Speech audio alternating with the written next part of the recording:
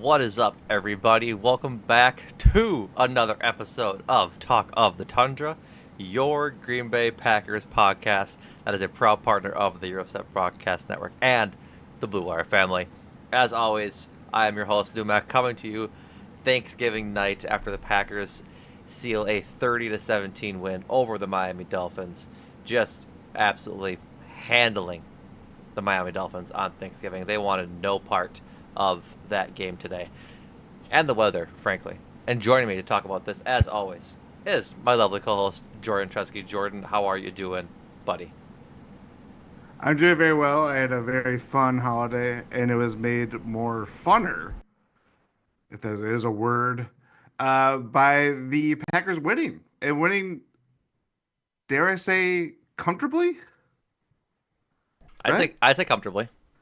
I would say comfortably. Yeah, it's very good to feel reassured by the Packers' performance. I felt like it was, in some ways, an extension of what we felt mere days ago against 49ers. Mm-hmm. Um, but yeah, this is again. Let's. Today's a day of eating. You gotta eat up. Eat up. Eat some dolphin. You mean Eat some like you turkey. mean like these fellas here? I love this picture. I love this picture with all my heart. It's so good. That one, and then this one of Josh Jacobs taking the whole platter, and Jordan Love licking his fingers, dude. Oh, I love this these pictures. Before we get into the game, I want to talk about just like this in general because I don't know why, but I was like actually very mad that Jordan Love didn't get his turkey leg last year. Like I just I've stewed on it for so long. Seeing him get it this year and like all the teammates getting one and having Leroy Butler make the whole feast and everything. It was just good vibes all around, dude. Like I think it was just because the game was so easy free and going, and then they bring out this feast and credit to Leroy. That that food looks really damn good. It looks really good. The spread of the turkey legs, collard greens, mac and Dude, he said he had cheese. 5 cheeses and cream in his mac and cheese. Oh my god, I want it. It sounds like someone wants to run his own cheese board. If Leroy Butler, if that's what gets him Mm-hmm. on this podcast, then we'll talk. We'll talk. Our people will talk to his people. That's Yeah. what we'll go for. Notably, our people is you and me. Yeah, that's true. Leroy, We're not that we're here. important. But yeah, just this it was a good vibes game. Like it just the end of this game or the end of like the total game, obviously, and then getting to share the food with all of his teammates, I think is like I didn't expect to like have that feeling inside me, given it's just like a turkey leg. It's a whole shtick with John Madden and everything, but it was cool. It was really cool. Yeah, I agree. I mean, last year's travesty, Thanks to Greg especially. Olson. Yeah, there's still some. I don't know. Maybe I'll start a season like a social or not social. What is it? Serial. Remember that A serial podcast podcast. Serial? Yeah, it still I'm exists. gonna 10 episodes of just why Greg Olson may have futzed with the turkey that the You Packers and didn't Sarah eat. Koenig. Yeah, I'll do the little clinking keys, just like Yeah. dee, dee, dee. But yeah, I think coming out of that Thanksgiving, I don't know how about you. I think we may have talked about it before, but when the Packers played on Thanksgiving, there was this whole thing. I remember being a kid. I can't remember what coach. It might have been Vince Lombardi. The legend was Vince Lombardi hated playing on Thanksgiving slash holiday games. Hmm. So there was a big reason why the Packers didn't play on them for a very long time. Until the NFL realized, hey, we can make a lot of money just putting football games on holidays and just Right. just going nuts. So it's been more of a steady thing if you're a Packers fan of our generations to see them play on these holidays. And I feel like for a while it was kind of a zero sum game, a lose lose situation. And now it's just kind of felt more like they do again, it goes back to the record of they do really well on holiday games or Thanksgiving Yeah. games. Matt It's LaFleur like, hasn't lost yet. Jordan Love also undefeated. and we'll get into Matt LaFleur's preferred Thanksgiving dish that they pointed out on the broadcast. I But don't I don't think he needs to be raped over the coals that hard. Ribeye is, I think, I do. ribeye, I think, is a acceptable uh, main course if you don't like turkey. Like, I think I've known plenty of people that actually do steak instead of turkey. I it's one of those things where you're Do your like, tangent, oh, do you BRB. want Do your tangent. I'll be right a back. thing? Okay. Do you want this or that? And it's just very much like none of the above. I'm gonna go my own way. And that is where I just say no, Matt LaFleur. There are rules to Turkey Day. It's called Turkey Day. It's not Ribeye Day. And if it was, it would be what? July 13th. I don't know. But I'm just saying, follow the rules, Matt LaFleur. Okay? Rules Sure, are made to be broken, but not on this day. sure, It's called Turkey Day. sure. I mean, You're I'll welcome. let it rock. I mean, Jordan Love clearly in this picture is enjoying his turkey. I think he's just doing just fine. So we can applaud him for his amazing day uh, at the helm of the Packers. 21 of 28, 274 yards, two touchdowns, a 129.2 passer rating. What a game from Jordan Love. Like, clearly the guy most deserving of the cheeses this week and of the turkey leg. Like, we'll get in the cheese board next week, obviously, but the guy deserving of the turkey leg today. Just a really great game from him. Like, I can't even really point out any sort of mistake he made today. Like, not even bad throws or anything like that. Like, I think most of his incompletions were just either pass breakups or drops or I don't know. I think he played pretty darn well today. I'd argue possibly his best game of the year. Really? Yes, really.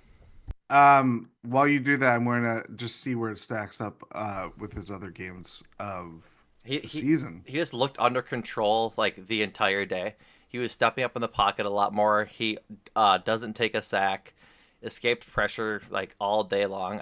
I wish I could see pressures from uh exactly post game, but I mean Highest passer rating of the season for him mm-hmm, tonight. only three total QB hits on Jordan Love, so like he was pretty much comfortable all day long. Shout out to the O line. Like there was a couple plays I saw Zach Tom just holding his ground against Calais Campbell, which was Mhm. insane. Yeah, like just incredible game from Jordan Love and the pass catchers too. The Tucker Craft leads the way with 6 catches and 78 yards on 7 targets, but I think like everyone did their job today. This was a really well-rounded win from the Packers, and we'll talk about everybody individually as we go along. But yeah, Jordan Love loves playing on holidays. He said, "I love my family, I love football, but I love W's the most." And that's what he does every holiday he plays. That is true. Um, yeah, I agree. I think one on a day where Josh Jacobs finishes with 19 carries, 43 yards, did get a trip to the end zone. The running game itself wasn't all that bad. I mean, 4.6 yards per carry, 114 total yards on the ground. It wasn't Josh Jacobs leading it. It was more of like timely runs that kind of helped the overall product of the offense. But I think our big kind of key that we're going into at the start of the week, the leading up into with the preview, was Josh Jacobs just had this marvelous game. It's a short week. You're without Romeo Dobbs, which obviously came to pass. How reliant are you going to be on Jordan Love? Like, what is the balance that you want to achieve with the offensive Josh Jacobs, if you're going to watch his snap counts, or if he's not as effective, or Miami had a good run defense coming into this game and largely held up to what they've been doing all season long. And it really didn't matter. Like, Jordan Love kind of piloted the ship to, as you mentioned, like as under control as he's ever looked this season, which is saying something. Like, that is not a demerit on where he was before that, but it just speaks to just kind of like you're riding the waves with him a little bit. Um, and yeah, without Dobbs in the mix, it's like they have a talented pass catching core to overcome that absence. But where is it going to come from is more of the question of it. And Tucker Kraft, I mean, stepped up beautifully. I thought Jaden Reed obviously had a hell of a game. Like only finishes, I think, with 47 scrimmage yards, but 2 touchdowns. Like every touch that he had on with the ball in his hands was like dynamite. Christian Watson makes deep plays. Dontavian Wicks had probably easily his best game of the season. Like Had a couple it drops, just but he caught more than he dropped. that's let's start from there. Let's We're start gonna from start there. from there. We'll start I stacking. know that sack and success. That's all we're asking. Exactly. You and Josh Jacobs. I mean, I'm looking at.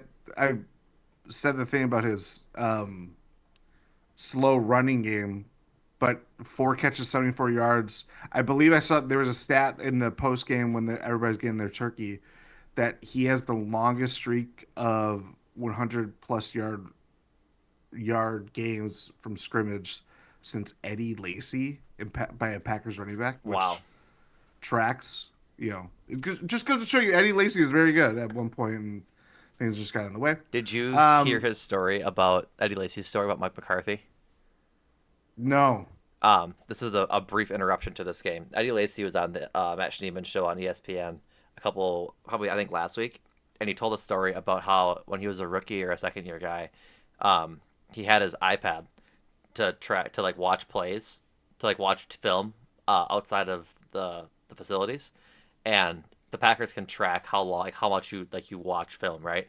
And so Mike McCarthy called him into his office, and he's like, "Are you watching film at home?" And he goes like, "No." He goes, "Well, I know you watch no film at home, like since you've been in training camp." And Eddie Lacy said he was like freaking out. Like I just got yelled at by coach. He was talking about like he doesn't want to go home and work. He works at work. He works really hard at work. He wants to go home and like play video games and watch anime. Is what he's talking about. Like watch TV. And yeah, so James Stark said, like Eddie, don't worry about it. You can just do this. And he told them that you just to set your display timer on your iPad to never turn off and it's to turn on film. And so he went from 0% watching film to 100, and he never watched film at home ever again. interesting. Yeah, very, very, Very interesting. very funny Very story. illuminating in some ways. Very, very Um, illuminating. but yeah, I think it was this offense looked really comfortable all game long. It wasn't 30 points. We're kind of this is first world problems. We're always shooting for the moon with the offense and execution. I I was love this picture, laughing. dude. There's so many good pictures. So many good pictures. 388 yards of total offense, 7.3 yards per play. It's like again, they were getting up and down the field. Oh And yeah. Jordan Love with his turkey leg up in the air, like he Just just don't care. won the Like you just just don't care. turkey leg up in the air, just like you don't care. But yeah, it was great game by number 10. Yeah, like I'm. This team is beginning to trend in the right way at the right time. Like this game could have easily been, I don't want to call it a trap game, but a difficult game nonetheless. Like as we saw in the second half, this Miami Dolphin offense is really good at getting the ball moving quickly when they have the opportunity to play with pace and to play in a hurry up offense and get in cuts over the middle to the receivers. They can be really dangerous, and we saw that for all the second half. Shout out Bot in the Discord. Like him and a couple others had to take a couple deep breaths, making sure that this game was going to be put away solidly, which it was obviously, but it did look a little bit like I don't want to say tenuous, but you could tell that if the Dolphins had played that way in the first half, it's an entirely No, different ball game. Like this game is entirely different. it's it. I think the biggest again second straight week, and even more so with Miami, could not get out of their own way. They finished Yeah, with 10 penalties, 75 yards. It was a pretty sloppy game really in sloppy, terms of really sloppy. discipline. Packers finished with 7 penalties for 44 penalty yards. Obviously, that's only the penalties that get Accepted. accepted. But yeah, I mean, Miami putting up 3 points in the first half. it wasn't like they weren't moving the ball. Like they were doing things to do kind of, I guess, jumpstart the offense or kind of, I don't know, just move the ball up and down the field. But it was Hmm. like holding call, delay of game, Yeah.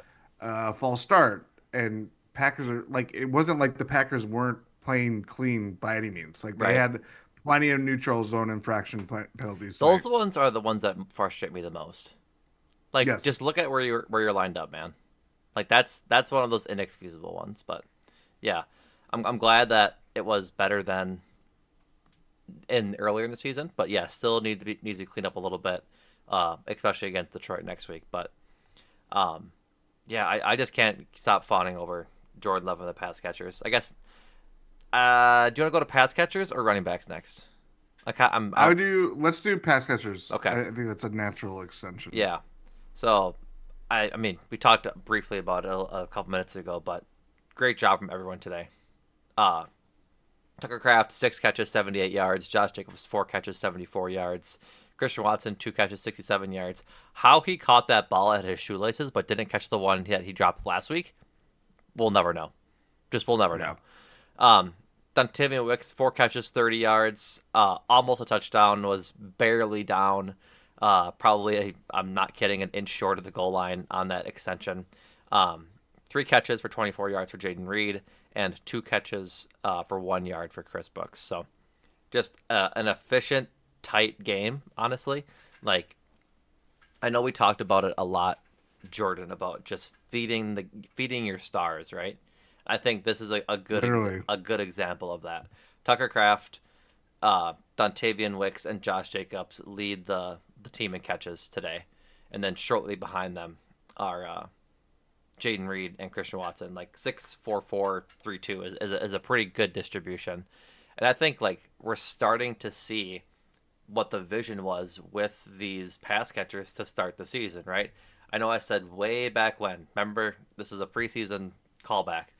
To I said this pass catching group, this offense has an opportunity to mimic the Sports Illustrated cover with Jordy God, Nelson. you love that I freaking do love Sports that. Illustrated. It's a good cover, but it has a I chance know. to mimic Jordy Nelson, Randall Cobb, James Jones, Jermichael Finley, Eddie Lacy, Aaron Rodgers, and that cover. And so, like, I think this game is a good example of that. Jaden Reed gets 2 touchdowns today on 2 of his 3 catches, but then they mix the ball around to anybody who's they can scheme anybody, right? Like Yeah. they run plays for Tucker Kraft, they ran plays for Dontavian Wicks, and Dobbs would be there too if he was playing. And I forgot to mention Josh Jacobs in the latter part, but regardless, um, it just they have so many efficient weapons and they're all bought into the offense. I think that's the biggest thing. We've talked about it before, but on Jaden Reed's second touchdown, the block that he Oh got from yes. Christian Watson and the block that he got from Dontavian Wicks sealed that lane for him to be able to walk in. You don't see that everywhere. And I know this has Yeah. been like not litigated but just discussed at large across so many different platforms, but it really is cool to see that happen um, week in and week out with this team. So, yeah, big fan of it. Pass catchers, big gold star for me today. Um, yeah, I think that first Wicks drop that he had was like I was like, come on, man, just like catch the ball. And then the rest of the game, he was catching the ball and fighting through contact. Um, as he was catching it, like I think there was the one Jordan Love threw a laser out to him on the sideline, and I think Chris Brooks was his defender, and Chris Brooks gets a hand on his arm, and he hangs on to it and gets a first down. Like just a really awesome game from everybody today on the receiving end. A couple next gen stats insights. Packers offense forced 20 missed tackles on Thursday evening, including 4 players forcing multiple missed tackles. Josh Jacobs had 10, so half. Jaden Reed with 4, Tucker Kraft with 2, Dontavian Wicks with 2. The Packers skill players excelled at gaining extra yards, accumulating season high in yards after contact per carry with 6.1 and 188 yards after the catch. Wow. Yeah, that's pretty ridiculous. That's almost half their yards. I think part of it was tonight the Packers were a way more physical football team. I thought the running lanes, as you mentioned, whether it was created by the O line, which hats off to them for a really, outside of a few kind of blemishes or hiccups, played, I thought, as good of a game as they have as a unit all season long. Mm-hmm. You mentioned Dontavia Wicks is blocking, Christian Watson, like those are the things that the buy-in. It's stuff like that. It's doesn't you're not gonna we're not gonna look at a stat that says good wide receiver block and it's like 17. You know what I mean? Like something silly like that, but like it pops on film. It pops when you're Yeah, watching the game hundred in your percent, living room. 100%. And that's the stuff that like you just unless maybe it's a combination of something things that you can be taught or be honed in over time if you have like the buy-in from the group. But I just think it like to your point, there's just a solidity in how everything works. It's a machine. Like again, things you take one thing out, like Romeo Dobbs not playing tonight. You can just insert more looks at Tucker Kraft, more looks for Jaden Reed.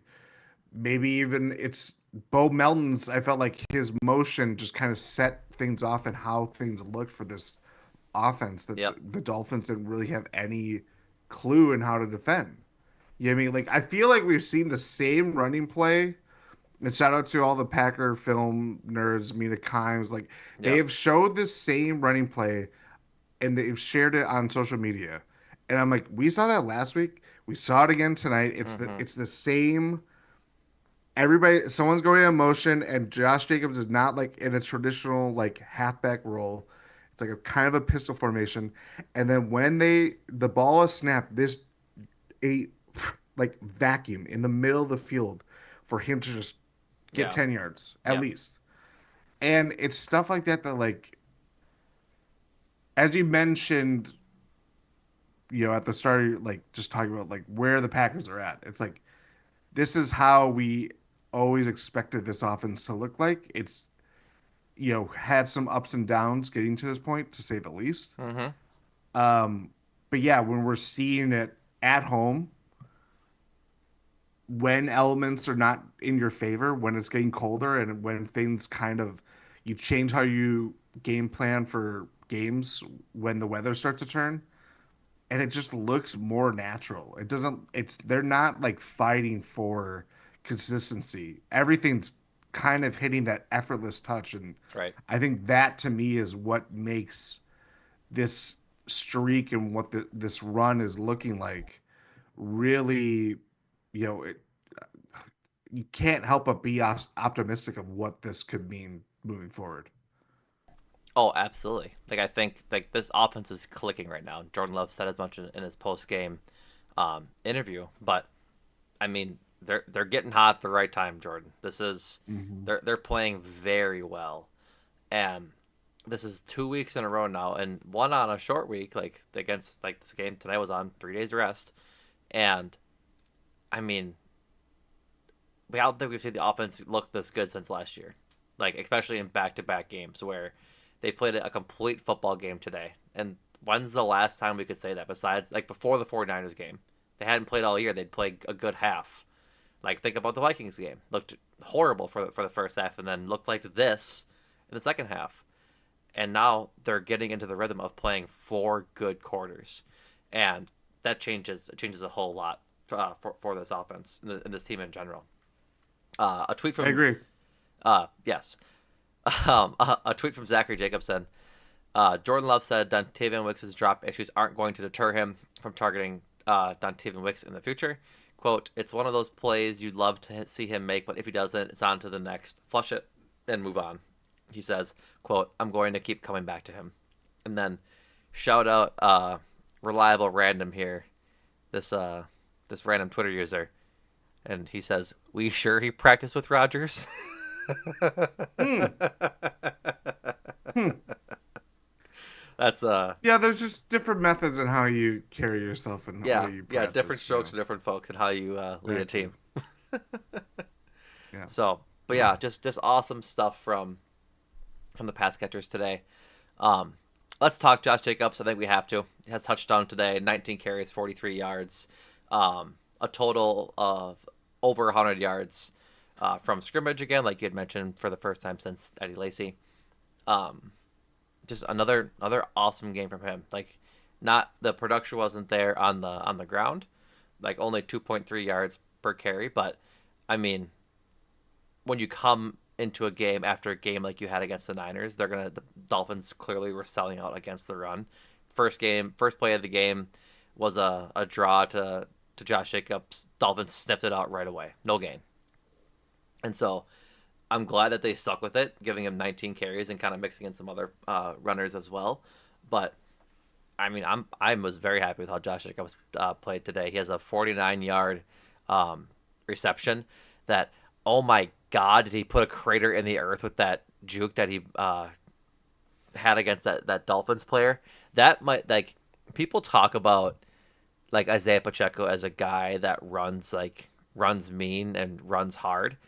That was, I think, is the first time I've seen somebody plant a foot on a juke as hard as Isaiah Pacheco does in like a very Mhm. long time, at least in the Packers for sure. Like, I can't remember a move that hard. Like, I gasped when watching it live. It was crazy.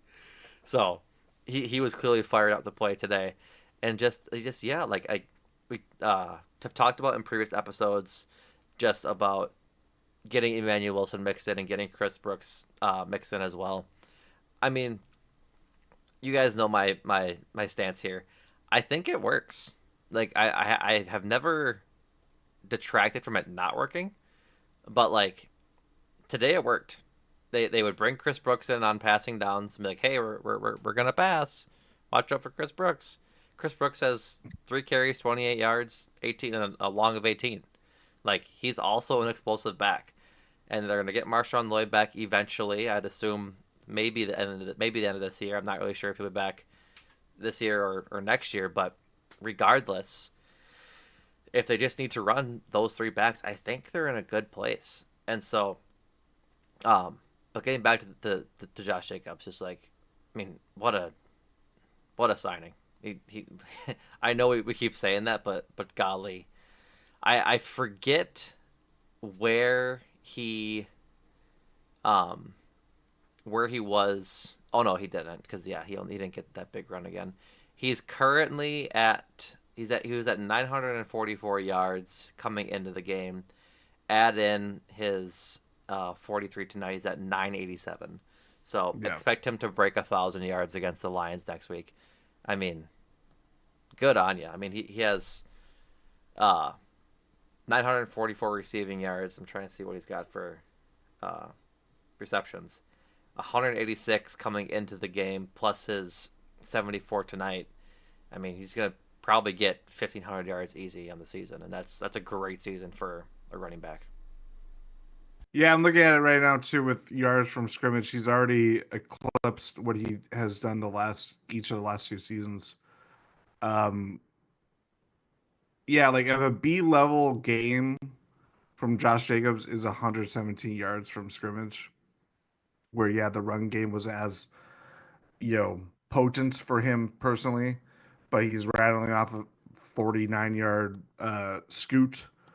um, you're gonna take it. Like he is just such a weapon built within this offense that just gives it a different dynamic. And the fact too, like that it's working with the passing game as well as it is, like as someone that, it was the thing about most receptions for a skill player that without a receiving touchdown or it not being a fully formed facet of his game. And the Packers just like they don't care. Matt LaFleur does not care about that. Like he's found a way to utilize Josh Jacobs' just talents and speed, skill, power, whatever you want to call it. And it's just getting him the ball. Like it's just playmakers making plays. No matter how it looks, no matter if it whatever the case may be. I just think, yeah, like this is I'll still take this over what we saw, or Sunday. Not over that, but like it still has value. It still means something Yeah. to this team of just having him on the field. And Mm-hmm. to your point too, like Chris Brooks making plays, good on you. Emmanuel Wilson rattling off a run that it felt like he was like a shoestring tackle away from Dude, hitting it the made end me so zone. sad. It, I it it know. made me so sad. And I think I'll have to go back on the play-by-play, but it felt like it was at a time. Would that have been the first touchdown or the second? I think It the was second. okay. That's right, because it just felt like, oh, if he scores this game is No, like maybe the first. maybe the first. Maybe the first. This might require play-by-play, but yeah, Yeah, I'll go look 'cause I have it in my notes. it just felt like one of those things where it's like this game is going to blow open with him doing that. We should also mention too, now that I'm looking at play-by-play, um, Packers got a huge like head start with the muff punt by Miami. The biggest indication of the Dolphins just not being able to get out of their own way in Second the first touchdown. half. Second touchdown. There you go. Yeah, like the three and out drive from the Packers. Then they kept talking about this on the broadcast of the weather and stuff like that. It's like the guy just did not track the ball at all. Like he was planted thinking the ball was going to land here, and maybe the wind helped drift it or whatever.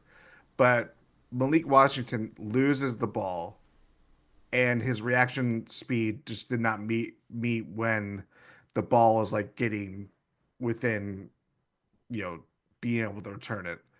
And the Packers, score their touchdown starting from the 9 yard line in Miami's territory. So yeah, like having that, then getting the stop after the touchdown, Emmanuel Wilson almost scored a touchdown. Then it was to, I think that was who was that to? Was that Jaden Reed second Yes. or Josh Oh no, Jacobs? yeah, yeah, Josh Josh Jacobs. Jacobs. Um, yeah, like again, the head start, it just that fueled just having this Mm-hmm. dominating play over the Dolphins that it just felt like it was going to be a runaway game, and it didn't. It largely kept up with that because they had just built such a head start, and Miami eventually worked its way back in the game. But yeah, like 27 or 24-3 at half, like this game was very comfortable for a lot of the time, if not mostly all of it. Right. Um, while we're on topic with the muff pump by Malik Washington, that ball was recovered by Robert Rochelle. This is from Zachary Jacobson again, tweeted a couple minutes ago. Robert Rochelle, who recovered the muff punt early in the first quarter for the Packers, was playing with a heavy heart tonight after suffering a tragedy in his personal life. Matt LaFleur says, quote, I appreciate his contribution, him being out there for his teammates. Just like, kudos to him, man. Hope everything's all right. Just tough to have to deal with on Thanksgiving, and I'm glad to hear a guy like Robert Rochelle, special teamer through and through, who played well in training camp, like made the team, makes a big contribution when it matters to him the most. So just Yep. just kudos to Robert Rochelle on that one. Um, anything else on that, or should we head over to the defense because they played, I mean, just as well as the offense tonight. Like it was awesome for Yeah. them. Yeah, let's go. Let's go to the defense because there's a lot of guys I think are worth mentioning. Just how great they played. Mm-hmm. The Packers defense tonight records 5 sacks, including two from Quay Walker. I'm sorry, just one from Quay Walker, one from Kingsley Enagbare, one from Lucas Van Ness, one from Brenton Cox Jr., my boy, and one from Kenny Clark as well, who gets his first on the season. Like the pass rush today was just getting home, and what I think is very interesting is since the Preston Smith trade, both um, Lucas Van Ness and Rashawn Gary have been winning a lot more than they were previously. Like I think Lucas Van Ness is like top 10 in pass rush win rate since the trade, which is now 3-4 games ago or 3-4 games ago, something like that. Um, and so like good on him for finally contributing. Not to be like say finally, but you know what I mean. Like being the guy we like Packers organization and fans want him to be. Um, and then, I mean, Rashawn Gary was really good today. Kingsley Enagbare had a hell of a game. I mean, so did Isaiah McDuffie. Like, both of those guys, like, kudos to all the linebackers I tweeted out during the game, something has clicked with Quay Walker. Something has clicked with him. He had I another can tell you what it is. really good game today. Go ahead. I think getting downhill, I think utilizing his skills is a like he is a very just reactive player. So when there's more time for him to kind of survey the field and like I don't think that gets the best out of him. I think even going into like the last couple of series of this game and Miami's trying to get back into it.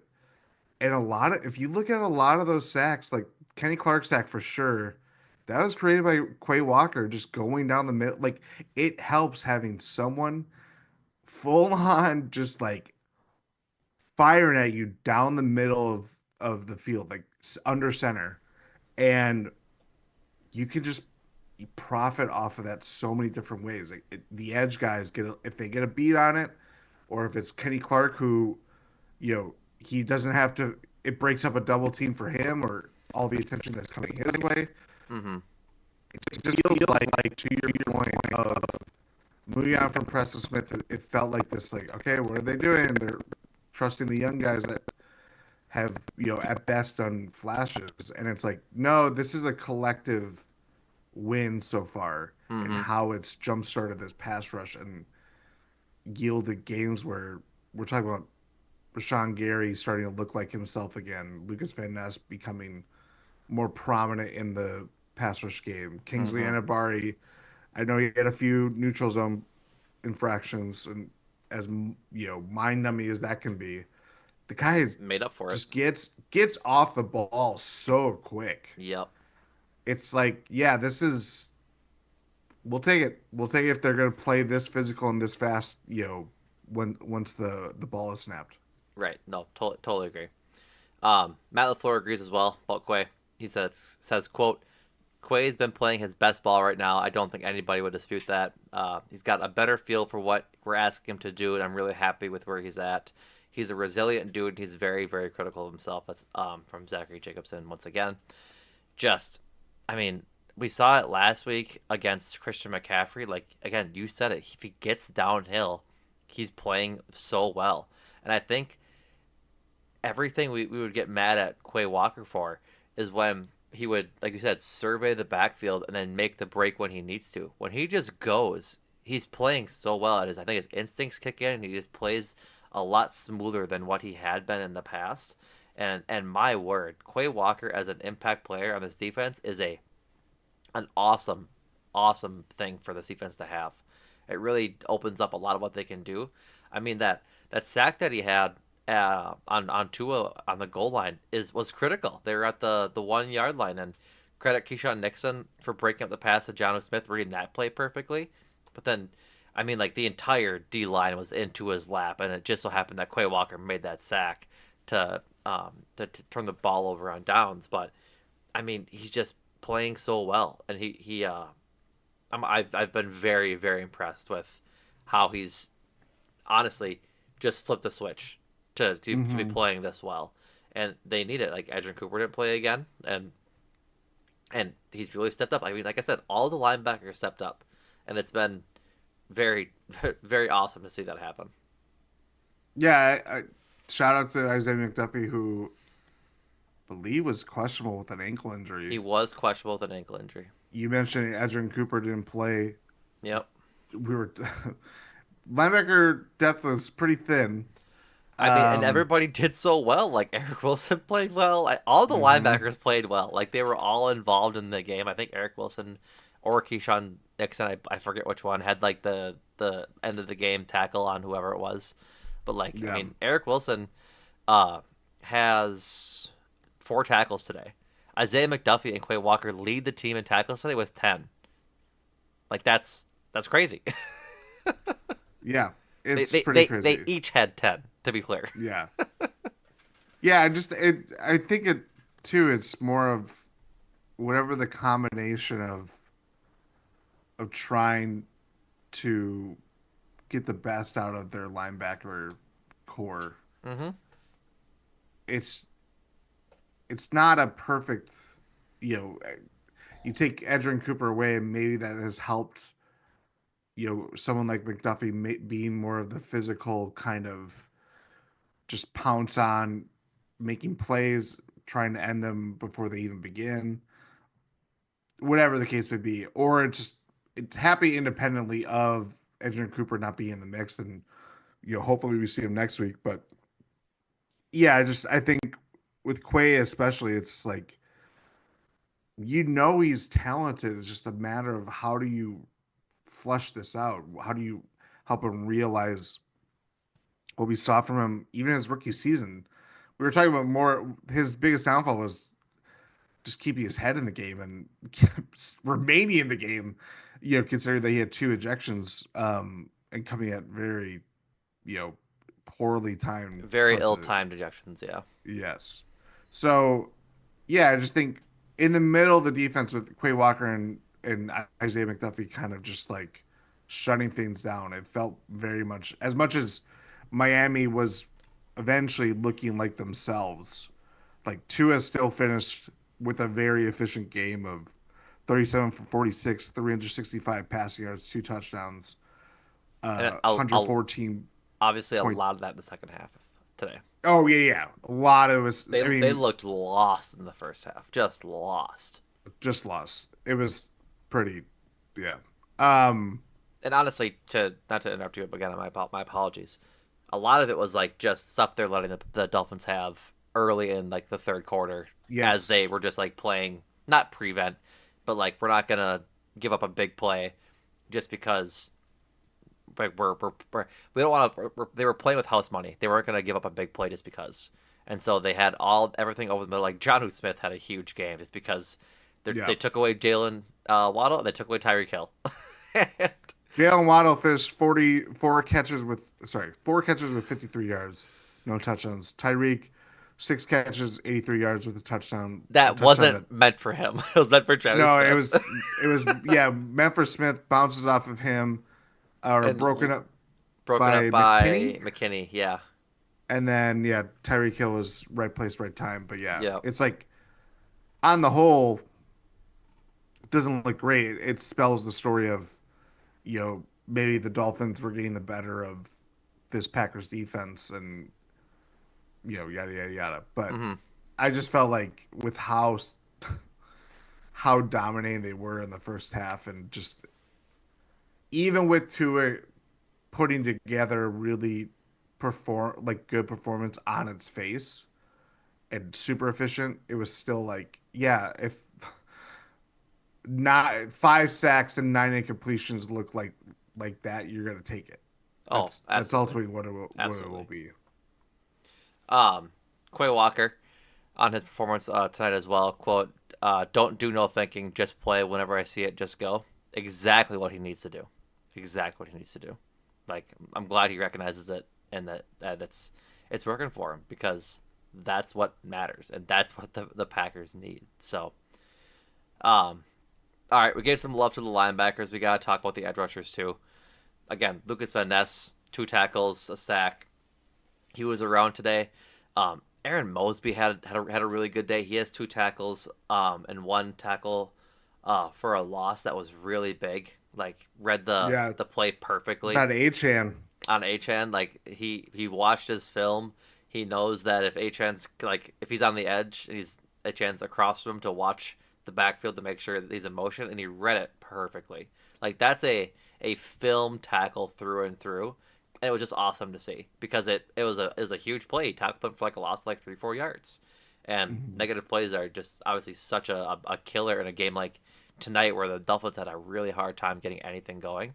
And just a great play from him.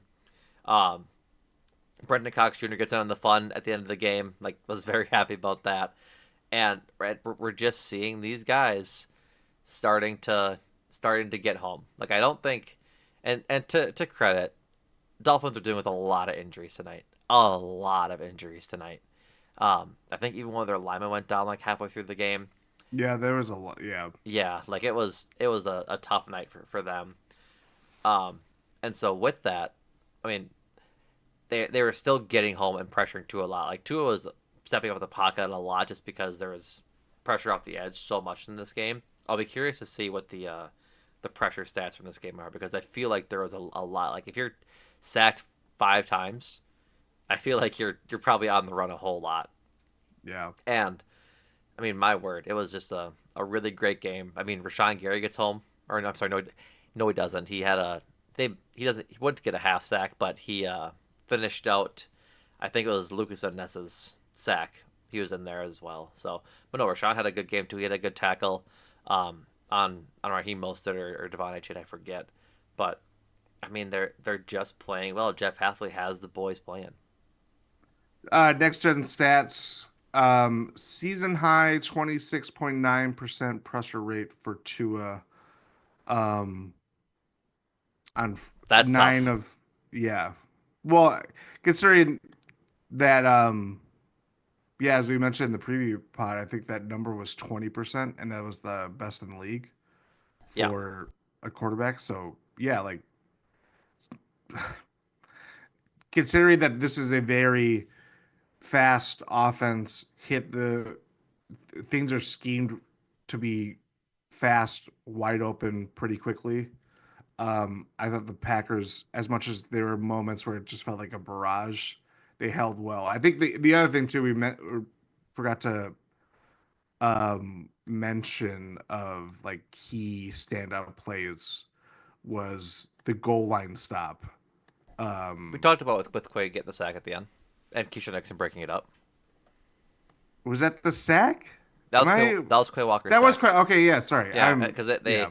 they were driving down. I think they had I think Rashawn Gary tackled Achan Yes, to the that's 2 yard line, and then it was a breakup by Keyshawn Nixon on John Smith, and then everybody into his lap with Quay finishing it out. yes. Okay. Yeah, I stand corrected. Yeah, just like what else do you want to see from this defense? The fact that we A can turnover still tonight would have say, been nice, but you can't really nitpick those things. Like they had the turnover on downs, which is a turnover, but yeah. um, there was a couple balls that they If could have. anything, the turnover would be the special teams gaff Yeah, from which Washington. But right, and that's not entirely like a forced turnover. Like you know what I mean? Like yeah, it's a different type of turnover. I would have liked to see yeah, a forced one, like a fumble or interception. But I guess I can't nitpick that either because they did force a fumble on I think it was Johnu Smith, that fumbled out of bounds. So like yes. I can't nitpick that either because it just bounced out of bounds. Like it's not their fault that the weirdly shaped ball took a wrong bounce out of bounds. Yeah. I think too, again, second straight week where we could say this is it's not just an individual standout defender. It's not Xavier McKinney coming up with Team the defense. yep. That's the key. That is way bigger compared to where this defense was last year, like Mm-hmm. when they were starting to make their run. Yep. So yeah, let's keep the home cooking going. Right, and again, like I think we can't go without stressing it. They're playing without a couple of, like of their key guys. Like Edrin Cooper didn't play, like we mentioned. No Jair tonight, and then Corey Ballantyne wasn't really much out on the edge this game, but he got hurt early on, didn't come back, and then I mean, like even Eric Stokes tonight had a really nice play, like Hmm. big play, big tackle, big breakup kind of thing. It's just awesome to see. Like you look at the guys who are contributing on this team right now. Like I said earlier, McDuffie and Walker each lead the way with 10 tackles. And then following that is X with 9, Evan Williams with 7, Keyshawn Nixon with 6, Kingsley Adebayo with 5, and then Javon Bullard, Eric Wilson both have 4. Like these are not, besides Xavier McKinney, these are not star players. This is team defense making an impact. And Yeah. like I mean, Kenny Clark had 1 tackle tonight. It was a sack. Rashawn Gary has 2 tackles tonight.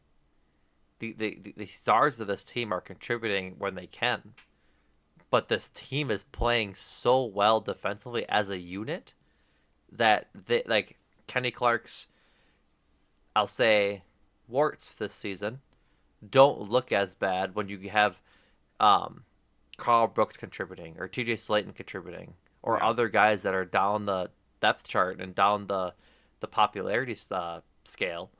that are really making plays, and it's awesome. Like I think this is what we thought last year's defense would be, right? We were so excited Yeah. about last year's defense, getting Rashawn Gary back, getting Eric Stokes back, and obviously last year's defense was good. It was fine. Not what we wanted to see from it, but I think now we're really seeing what the impact of this defense can do as a unit, just effectively, and how it impacts the offense. Like if the offense is being able to get out there and just put the pedal to the metal and have games like tonight, and then the defense is on the field for a couple minutes, not too long, it works out just fine. Like I think Yeah. they still have some issues with covering um like routes towards the middle of the field, like really just quick in routes, and you can't be perfect at everything, right? But that was their weakness tonight. That's how they got kind of back into this game, was just those really fast throws with the misdirection of their motion and getting throws over the middle to John Smith and Jalen Waddle and Tyreek Hill. Like, I mean, I couldn't blame the defense tonight for some of the motion stuff that they just misread to a wide open Jalen Waddle over the middle. Yeah. Like, it's just hard to keep track of. Like I thought I think it was like in the fourth quarter or the third quarter, I forget which one.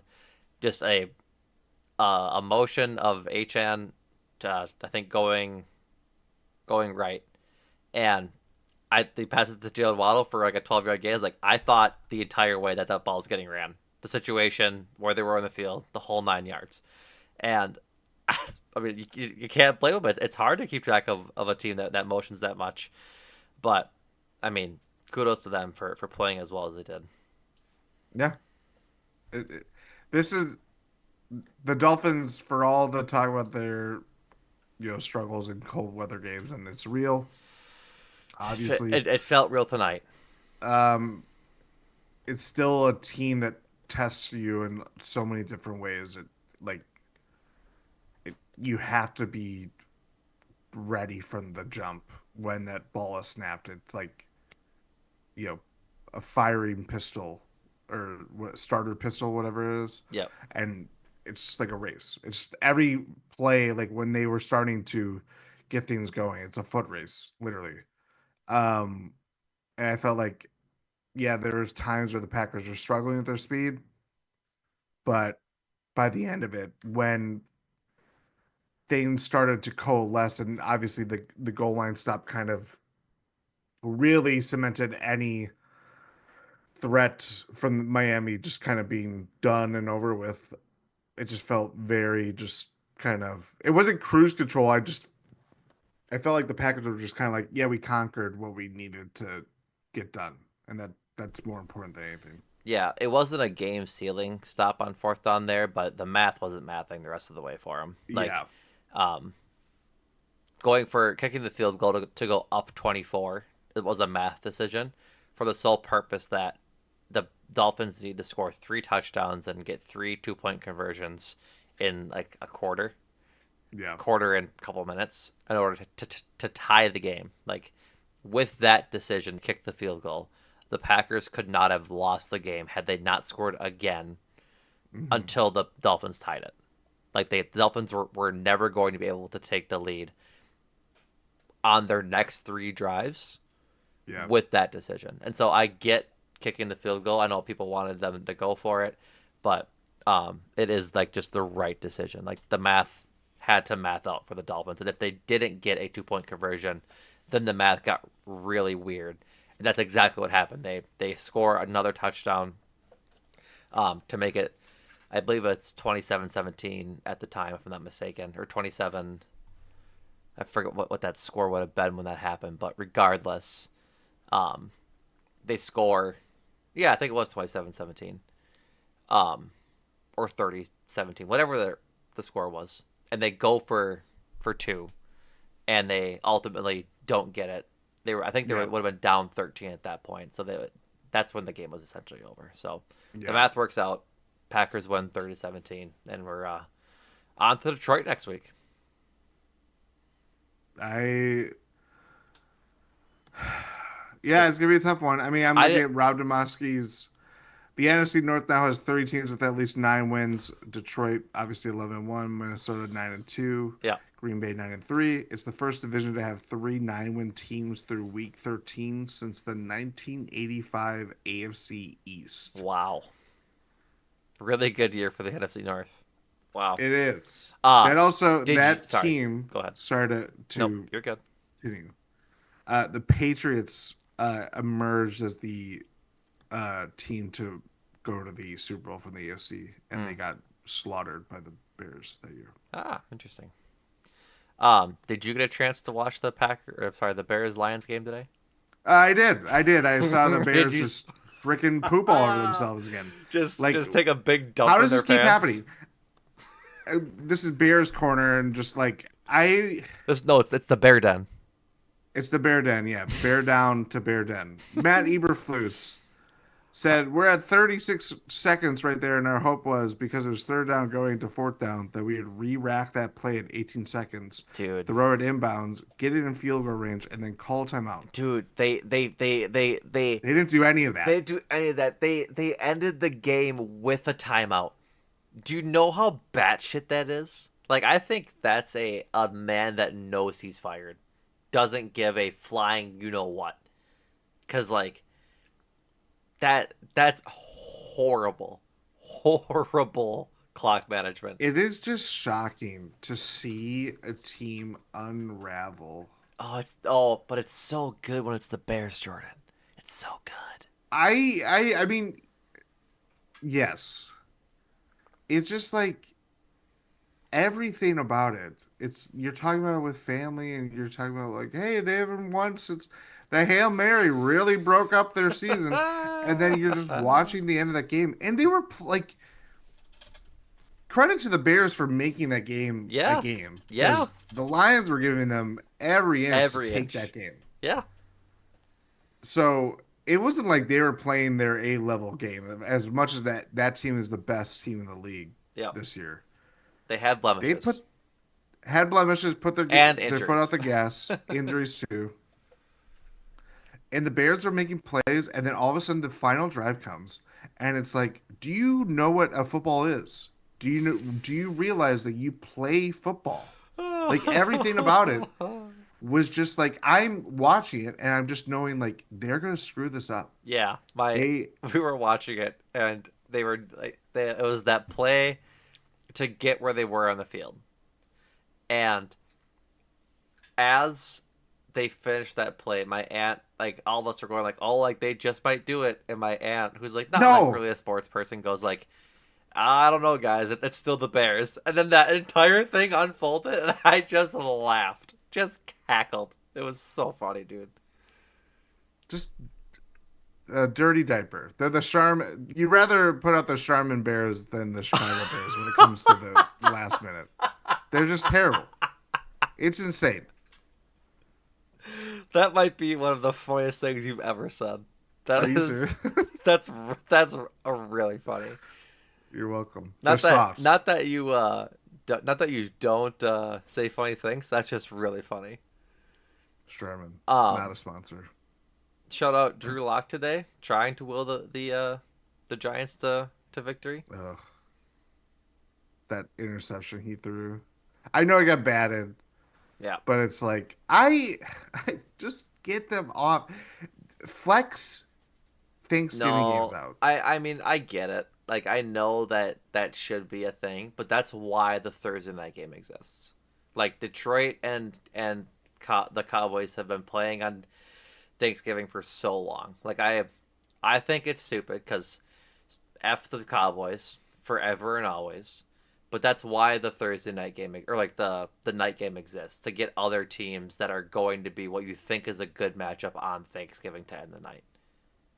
Like I'm not gonna stand on business about the Cowboys playing on Thanksgiving, but I think that's one of the real traditions that like their fans and Lions fans really appreciate is always playing on Thanksgiving.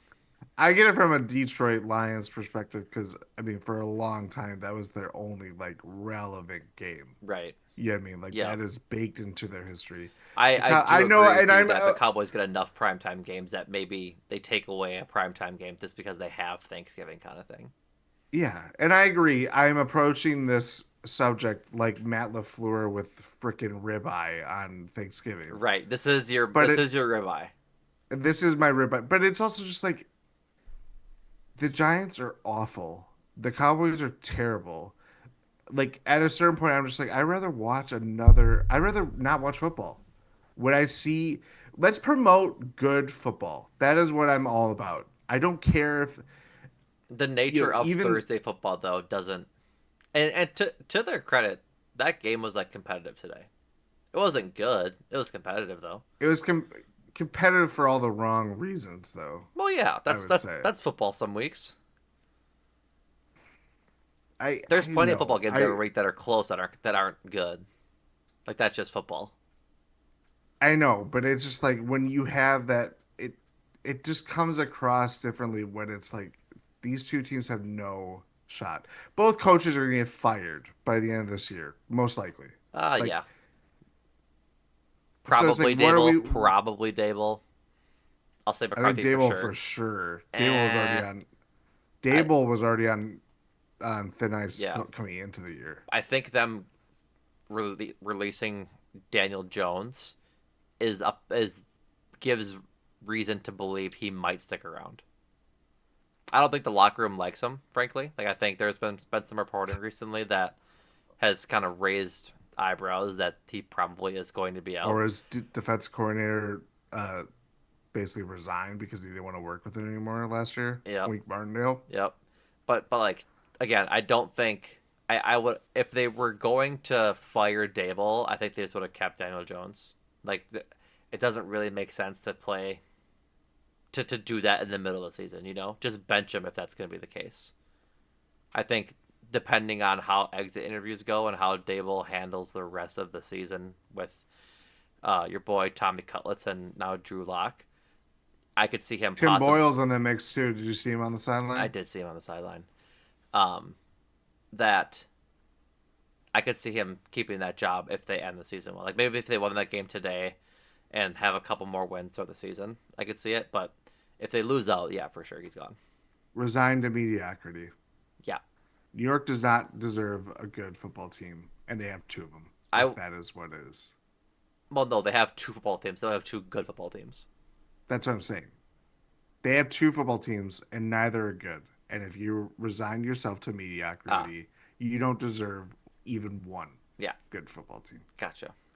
So I'm sick of the big city football teams getting their prime cushy holiday games without cause, without reason. It's just like, yeah, let's it's the Cowboys and the Giants. It's the Giants and the Commanders, which I No, mean, obviously that would have looked better this year. well, it's no, it's always the Cowboys and somebody. That's right, I know, but It's I'm always the just they Cowboys use and usually a division opponent. exactly. But they always it always feels like they pick the worst division opponent that year, and the Cowboys just slaughter them, or they're both crap, and we're all just like, okay, Or they let's eat during this game. or they both stink. Yeah. Yeah. Mm. No, I get you. All right, I'd rather folks. Oh, watch the Harlem Globetrotters beat the Washington Generals sure. than watch that Cowboys Giants game. Sure. I'm trying to see You're what the welcome. who they played last year on Thanksgiving. It was I believe Washington because It was Washington and they did slaughter them. yeah, get out of here. I just want to just go back and look. It was the Giants 2 years ago. They won by a touchdown. Let's play the Eagles on Thanksgiving. They just don't do that. It was the Maybe Raiders 3 years ago in 2021, and they lost in overtime to the Raiders. I think that's the first time in a while I remember that. We're not gonna count 2020. That's COVID year. Last one I'll check. They lost to the Bills 26-15. So all right. also this might be the first year in a long time Yeah, they don't have the Oh, Thursday game next week. They get a super long break. They play today and they play Monday next week hmm, because the Packers obviously play the Lions on Thanksgiving on Thursday next week. So interesting. just the NFL giving the Cowboys benefits again. Um, Right-handed. anything else, Jordan? Shout out No, Daniel Will and Brent McManus doing their job today. That's yeah. all I'll say about that. McMahon's what, 3 for 3, I believe, right? Yep, that's right. Daniel Whalen hitting punts to the moon. Yep, man's got a big leg. Put your pinky finger to the moon. That's what Daniel Whalen was doing. Yeah. Moon punts. Okay, Bruno. All right. Thanks for tuning in, folks. We appreciate you hanging out on Thanksgiving night. As always, check out the gspn.substack.com. If you haven't, this week's GSPN After Dark is up for free for everyone to watch. Ty, Rohan, and I drafted Thanksgiving food. Before that, we talked about me going turkey bowling and seeing Seeks there. Shout out Seeks, big fan. Very nice guy, nice meeting you, pal. Um, and then we talked about hunting culture as well, and Ty going hunting this weekend, and my escapades as a hunter as a kid. But then we get into the Thanksgiving food. I think I won. Jordan, I want you to rate my plate that I drafted. Uh, just kidding. Not going to tell you because I'd be spoiling the pot. Go listen to it. It's good. Also, clips galore in that pod. Like, I'm telling you, folks, this one's free. Go check it out. It's really damn funny. I had tears in my eyes at multiple points in that podcast. gspn.substack.com to watch it or listen to Did it if you anybody want to listen to it draft there. ribeye? No one drafted ribeye. Thank you. Um, I got turkey. I will spoil that, and that was the only meat taken. Well, knowing someone's Yeah, diets, Rohan is vegetarian. yeah, so it was only up to Ty to finish the job. And, Yeah. yeah. So, um, when do the Bucks play? They play tomorrow. Saturday against the Washington The Wizards. Wizards. So The check Wizards. out the Bucks feed for all things Bucks. Ty and Rohan on Eurostep and uh, Jordan Adam on 1 and 6. This week's episode of Eurostep was really good. I enjoyed that one. All things Brewers, check out Cruising for a Bruising, and all things Junk Drawer movies. Award season is coming up, so be on the lookout for make time for this as they do their Oscar talk. Everything GSPN can be found also at gspn.substack.com that I mentioned. Thank you all for listening, watching. I hope you had a wonderful Thanksgiving. That you still have all of your fingers and all of your anatomical parts are just in where they're supposed to be. All your skin's still on. There's no burns. All that kind of stuff. Hopefully you had a good and healthy and full Thanksgiving. We are thankful for all of you. We appreciate you as always. And Jordan, my man, thank you. Thank you for this turkey tot. God damn it.